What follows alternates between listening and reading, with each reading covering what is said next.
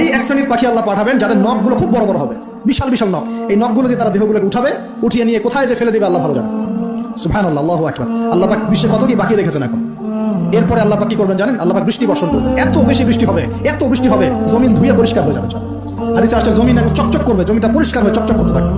এরপরে কারণ ওই ভাইরাস তো ধুইতে হবে না, ভাইরাসকে ধুয়ে সাফ করতে হবে। তারপরে ঈসা আলাইহিস সালামের সময়ে বলা হচ্ছে, তার সময়ে একটা ডালিম দেখেছেন কিনা? আনার ডালিম, এই ডালিমের যে খোসা হয় না, এই ডালিমের খোসার নিচে একটা পুরো পরিবার আশ্রয় নিতে পারবে। কি বুঝলেন? এত বড় বড় ফল হবে, এত বরকত হবে জমিনের মধ্যে।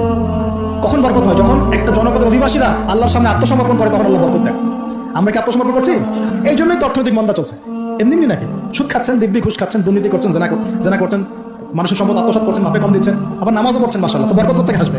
তো বরকত কখন আসে? যখন একটা কম আল্লাহর সামনে সম্পূর্ণ আত্মসমর্পণ। একটা ডালিম হবে, এটা রূপ কথা নয়, এগুলো গাল গল্প বলছি না। এই প্রতিটা কথা আল্লাহ পাকের ওহী থেকে আসছে। এর একটা কথা মিথ্যা হবে না ইনশাআল্লাহ তাআলা।